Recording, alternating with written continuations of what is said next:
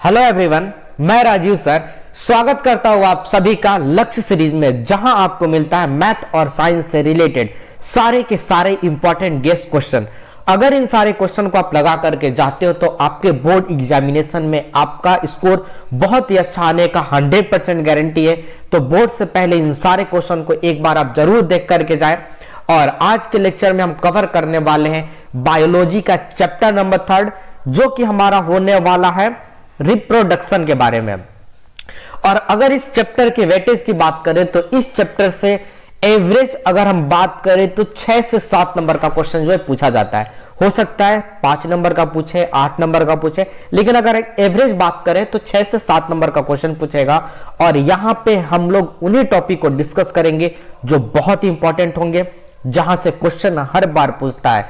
तो चलिए एक बार क्वेश्चन की तरफ बढ़ते हैं और देखते हैं कि हमारा क्वेश्चन क्या होने वाला है। तो सबसे पहले हम अपने क्वेश्चन नंबर 1 को देखते हैं।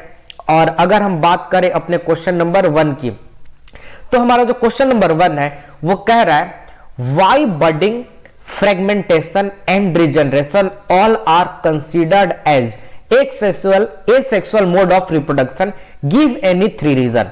यानी ये क्वेश्चन कह रहा है कि जो बडिंग है, बर्डिंग आप लोग समझते ही होंगे कि जो बर्ड निकलता है फिर वो टूट के गिरता है, फिर वहां से नया प्लांट निकलता है। फ्रेगमेंटेशन यानी कोई भी जो प्लांट होता है जैसे सी एनेमोनी या स्पाइरोगाइरा होता है वो टूट जाता है फ्रेगमेंट में, फिर जो है ग्रो कर जाते हैं। रीजनरेशन जो प्लेनेरिया में होता है, उनका बॉडी पार्ट कटता है और फिर वो ग्रो कर जाते हैं। तो ये जो बर्डिंग का प्रोसेस है, फ्रेगमेंटेशन का है, रीजनरेशन का है, इन सभी को एसेक्सुअल मोड ऑफ रिप्रोडक्शन क्यों बोला जाता है? 3 रीजन देना है। तो आप सभी लोग जानते हैं क्योंकि इनमें किसी भी गैमेट को यूज नहीं किया जाता है।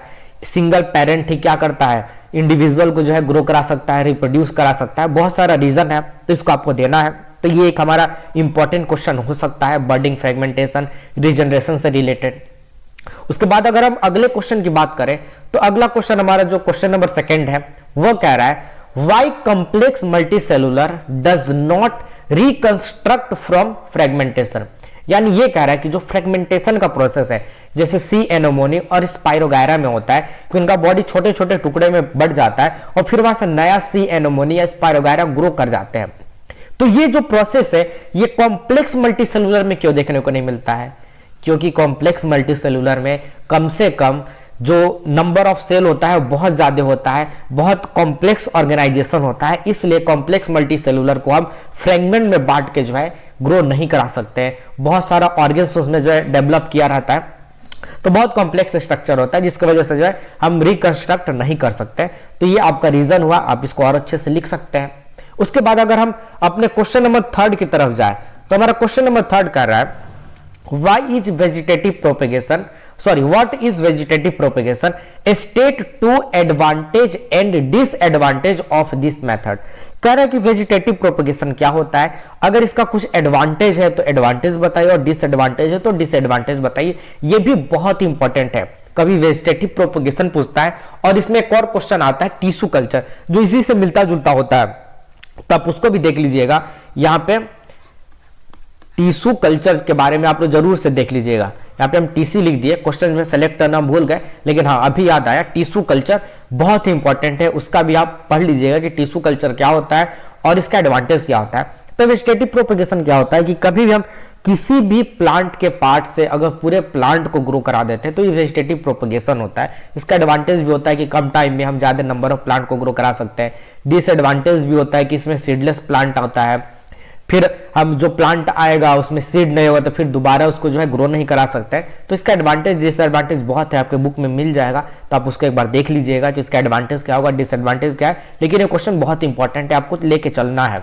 तो चलिए बढ़ते हैं अब अगले क्वेश्चन की तरफ। और अगला हमारा क्वेश्चन होने वाला है क्वेश्चन नंबर 4। और ये क्वेश्चन नंबर 4 क्या कहना चाह रहा है, तो चलिए एक बार पढ़ के देखते हैं कि क्या कह रहा है।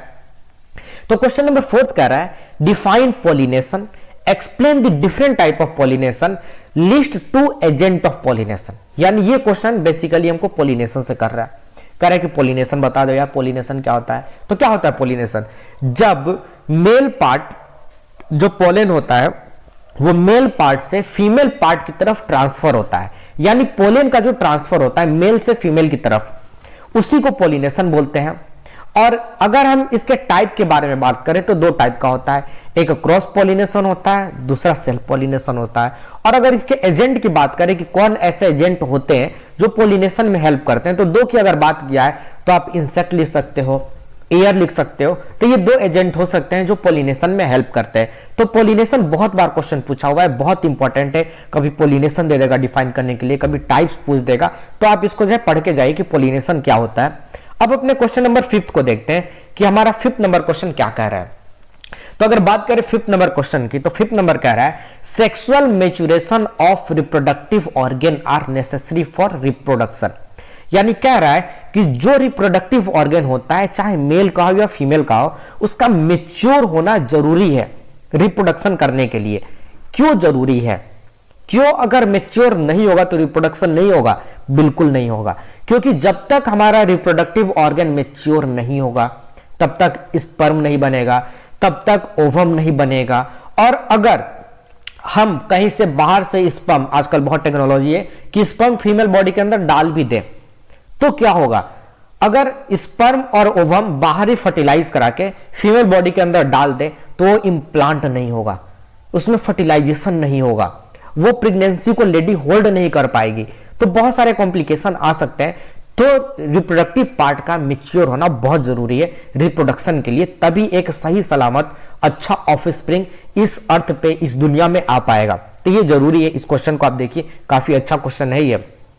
उसके बाद अगर क्वेश्चन नंबर 6 की बात करें तो ये भी हमारे जो है रिप्रोडक्टिव ऑर्गन से ही रिलेटेड है। जैसे फंक्शन आपको पूछ सकता है कि ओवरी का फंक्शन क्या है। अरे ओवरी का फंक्शन वही है जो ओवम को क्या करता है, प्रोड्यूस करता है फीमेल बॉडी के अंदर। फ्लैपियन ट्यूब के बारे में पूछ सकता है, यूटेरस के बारे में पूछ सकता है। यूटेरस जहां पे बच्चा क्या होता है 9 महीने तक रहता है, यानी वहीं पे इम्प्लांटेशन होता है। फ्लैपियन ट्यूब क्या होता है, जहां से ओवम निकल, ओवरी से ओवम निकल के फ्लोपियन ट्यूब से होते हुए आता है। तो एक ट्यूब है जिसको अगर काट दिया जाए तो ओवम उधर ही रह जाएगा, और इसको बोलते हैं कि नसबंदी बोलते हैं। आप पढ़े होंगे इसके बारे में, सर्जिकल मेथड के बारे में, जब होता है कि सर्जिकल मेथड रिमूव किया जाता है, मेल और फीमेल दोनों में होता है, जो नसबंदी होता है, तो फ्लैपियन ट्यूब को ही काट दिया जाता है फीमेल बॉडी के अंदर। तो ये इसका क्या है फंक्शन, आप लिख सकते हैं कि क्या क्या चीज है। तो अब बढ़ते हैं अपने क्वेश्चन नंबर 7 की तरफ। और हमारा क्वेश्चन नंबर 7 क्या है? हमारा जो क्वेश्चन नंबर 7 है वो बेसिकली फीमेल सेक्सुअल साइकिल के बारे में है। तो क्वेश्चन हमारा कह रहा है what is menstruation, why does it occur. Menstruation कहने का मतलब है जो फीमेल में 28 दिन का जो पीरियड होता है, जो मेंस्ट्रुअल साइकिल होता है, जिसको पीरियड्स के नाम से भी जाना जाता है, एमसी के नाम से भी जाना जाता है, उसी के बारे में पूछ रहा है कि क्या होता है। उसके बाद कह रहा है व्हाई डज इट ऑकर, ये होता क्यों है। इसके होने का बहुत बड़ा रीजन है, क्योंकि अगर ये नहीं हो तो कोई भी इंप्लांटेशन पॉसिबल नहीं हो। क्यों नहीं पॉसिबल हो?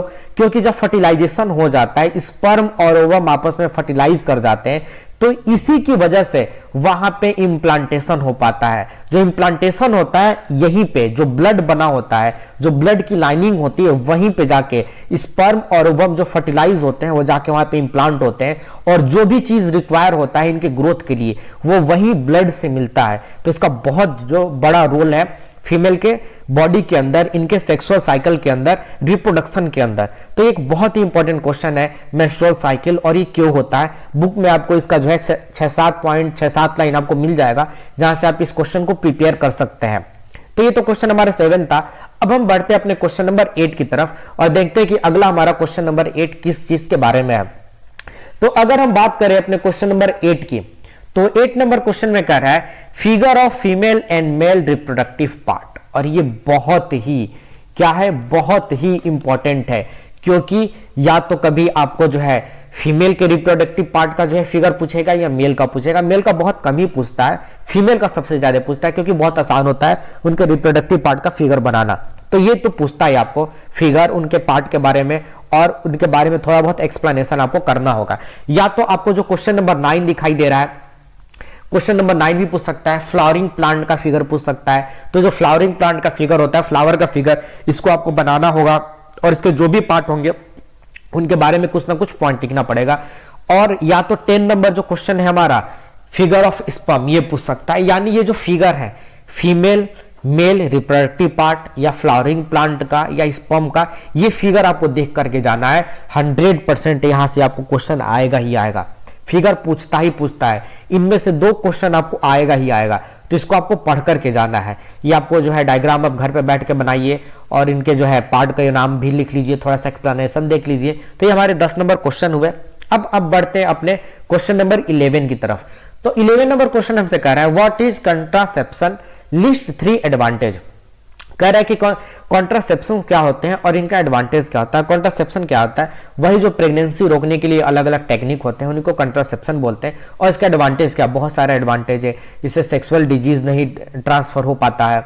उसके बाद जो प्रेगनेंसी होती है उसको रोका जा सकता है, बर्थ को कंट्रोल किया जा सकता है, पॉपुलेशन को जो है कंट्रोल किया जा सकता है। बहुत इसके जो है एडवांटेज है कॉन्ट्रासेप्शन लेने की वजह से, तो आप इसको लिख सकते हैं।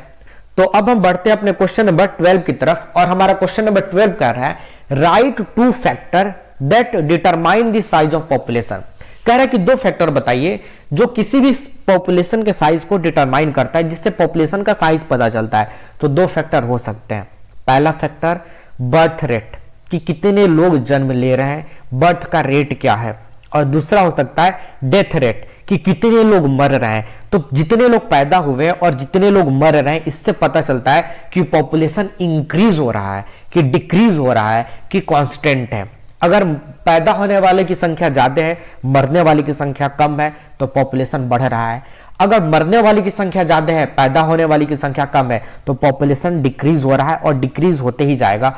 और अगर जितने लोग पैदा हो रहे हैं उतने ही लोग मर रहे हैं, तो पॉपुलेशन कांस्टेंट है। तो इसी 2 फैक्टर पे हमारा पॉपुलेशन का साइज जो है डिटरमाइन होता है। तो ये आपके जो है कुछ क्वेश्चन थे जिनको अगर आप देख लिए तो आपका रिप्रोडक्शन का टोटल कॉन्सेप्ट क्लियर होगा और इनमें से पूछे जाने वाले किसी भी टाइप के क्वेश्चन को आप आंसर दे पाएंगे। तो यही तक था हमारा चैप्टर जो है रिप्रोडक्शन का कॉन्सेप्ट और टॉपिक। तो आगे लेक्चर में हम लोग मिलेंगे, तो लेक्चर को देखते रहिए, एंजॉय करते रहिए, फील द नॉलेज।